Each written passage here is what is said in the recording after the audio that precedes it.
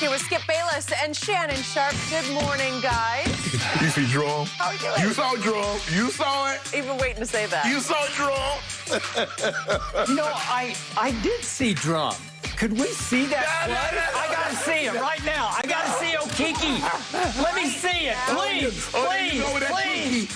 Okiki, Okiki. Andre the Giant, boom! He got posterized. He always wanted to be on a Laker poster, and now he is. Skip, it's basketball. What happened to the big penguin? He got posterized by Okiki, who's 6 feet 6 inches tall. What happened to him? So Andre Drummond is the first big man to ever get dunked on. His name is not Drummond, it's Rummond. There's no D in Drummond. You saw what he did last night. Ha, ha, way to go. Thank you for teeing me up for that. I need to defend Andre, go back to Cleveland. They need you. No, we don't. No, they don't. Yeah. I have to say, that is a first. We're starting the show with a little Andre Drummond there. Okay, all right. Well done getting that out. But here's the situation, guys. It's getting messy in San Francisco, and we need to talk about it. The latest reports have confirmed that when the 49ers initially traded up to the 3rd overall pick, they had Mac Jones in mind. But according to Adam Schefter, after doing their due diligence on all of the quarterbacks in the draft, the gap between the candidates has shrunk. Meanwhile, another report has the Niners scouting department leaning towards Trey Lance, while Kyle Shanahan still prefers Mac Jones. Niners GM John Lynch told reporters yesterday that Shanahan would have final say on draft night. So, Shannon, what is going on here? John Lynch confirmed what we already knew, Skip, that the final decision is going to come down to Kyle Shanahan. Skip, I told you, and you asked, said, well, why would they only move up to 3? I said, Skip, Kyle Shanahan feels that the other 3 quarterbacks, he could win with either one. His intel had told them that Lawrence was going 1 and Zach Wilson was going 2. So whomever, Trey Lance, Mac Jones, Justin Fields, they felt very comfortable. Now, it seems to me they've settled on 2. Now, I believe Kyle Shanahan loves Mac Jones. He reminds him of Matt Ryan. Matt Ryan was the 3rd pick in the draft, if I'm not mistaken, Skip, 2008. That's what he was. So Kyle feels very comfortable taking him. But there are a lot of people, it was reported that there was a split, that John Lynch liked a certain guy, Kyle Shanahan liked Mike Jones. It seems the scouting department and a lot of other people seem to be in John Lynch's corner. That Trey Lance, I think, you know, Trey Lance has a little bit more upside than Mac Jones. But Kyle is like, I mean, you see the accuracy? You see how quick the ball comes out of his hands? Whew, I really like that in this West Coast system. So for me, Skip, it's going to come down, look, you do your due diligence. This is a franchise-altering decision. You gave up your 2022. You gave up your 2023 first-round draft pick. So this is a franchise-altering decision. You got to hit this one, Skip. You got to hit it. They believe with what they have, the way Kyle can dial up offense, they believe with the receivers that they have, the way they can run the football, if they just get solid quarterback play, they can get back to the Super Bowl again. So I'm not surprised that it's coming down to the last hour in them making this decision because, like I said, it's franchise-altering. But ultimately, you make me say right now, today, I believe Mac Jones is going to be that selection. I think what happened is that they went back, they said, okay, let's see. We see Mac Jones in a similar situation and running this offense at Alabama. Sarkisian picked up a lot of the things that I did while I was in Alabama, so I know what he can do. How about we give Trey Lance an opportunity to run some of these very plays? Hey, John Beck had him in Washington. Can you put this kid through some drills? So when we come back and take a look at him, he'll be familiar with some of the terminology. He'll be, you know, familiarize himself with some of the throws and what we expect. And I think he went down there and I think he wowed him. Skip, I mean, because the offense that they ran at North Dakota State compared to what he's going to see, what he's going to run at San Francisco is night and day different. So Kyle wanted him to have an opportunity to make some of these throws. And so I think it's close. But at the end of the day, I don't know because this is Kyle, butt on the line, Skip. Scouting departments don't have win-loss records. GMs don't have win-loss records. They go to the head coach. And ultimately, I do believe now, I say there's a 90% chance Mac Jones is that third selection.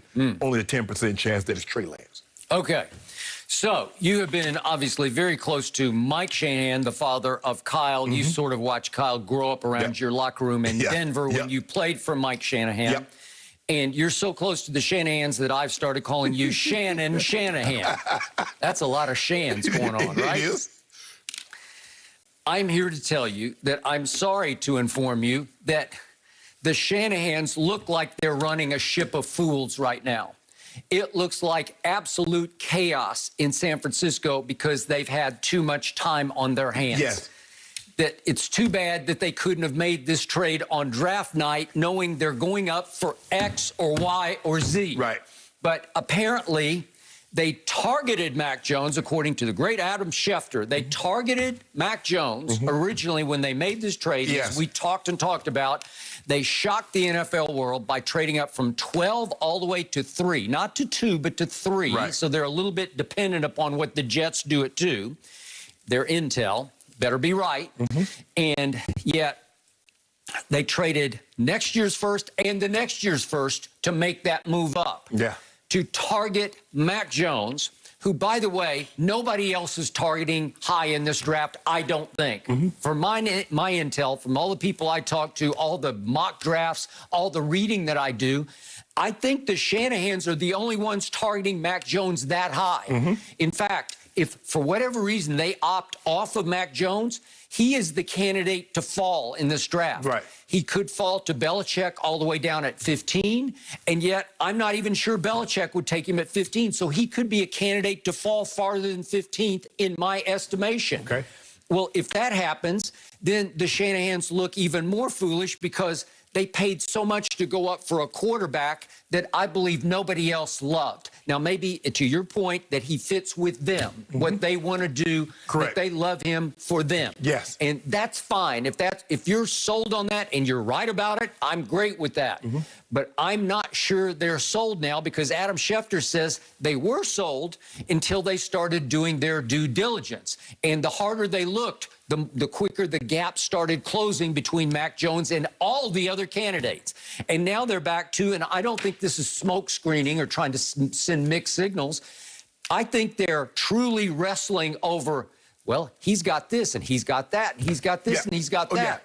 And a lot of the mocks still have Justin Fields going third to the 49ers. We've had other insiders like Michael Lombardi say there's no way Justin Fields is going third. But Skip, if you listen to Kyle yesterday, he said, I felt very comfortable with any of the 5 quarterbacks. Okay, well, that's what I'm saying. That's what Adam is saying, is that they have finally said, throw them in a hat and pick one out, and we'll take one, whoever it is. Yes. I got to tell you, that's pretty crazy at this stage of the draft. It's pretty crazy. We're what, we're only 2 days away. 2 days. Okay, so this is career life altering. I got it.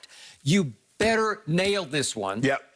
And I have told you from the start that I'm still not convinced the Jets are going to take Zach Wilson. I don't know where. That's a runaway internet train that makes little to no sense to me. I'm not saying it's not going to happen, but where did it get engraved in stone that they're taking Zach Wilson? Why would they announce that like a month ago? Because it's been out there for a month that it's a done deal they're taking. I get Trevor Lawrence to Urban Meyer. I get that because he is, by all accounts, one of the all-time great picks at the top of the draft. I didn't like his attitude in the Sports Illustrated story, and that would give me grave concern about his motivation going forward, his desire, his lack of chip on shoulder or burning desire to win championships.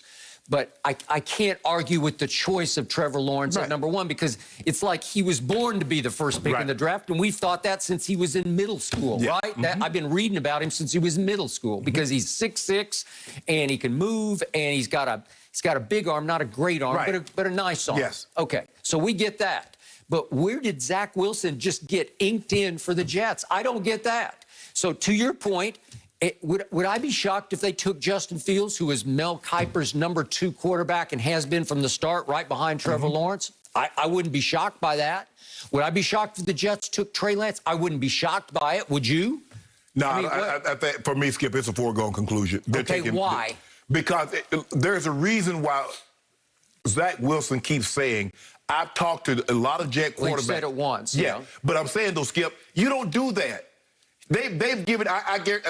Skip. I feel very comfortable. I feel more comfortable that they're going to take him at 2 than I do the 49ers are going to take Mac Jones at 3. That's how confident I am. And and you're basing it on just what, that he's called some Mark Sanchez? No, Skip. But I think the thing is that when you hear some of the other guys, you hear the other draft guy at ESPN, and you hear a lot of guys. Zach Wilson, Todd McShay. Yeah. Zach, he has a lot of Patrick Mahomes. He can make throws, the off-balance throws. He can do all of this. Okay. And remember, nobody thought Patrick Mahomes, only Andy Reid and Brett Veach thought so much of Patrick Mahomes that they moved from 27 to 10. True. Okay. And I'm not so sure, Skip, and you keep saying, well, why didn't they move up to 2? It seems to me that the Jets was unwilling to move off of him.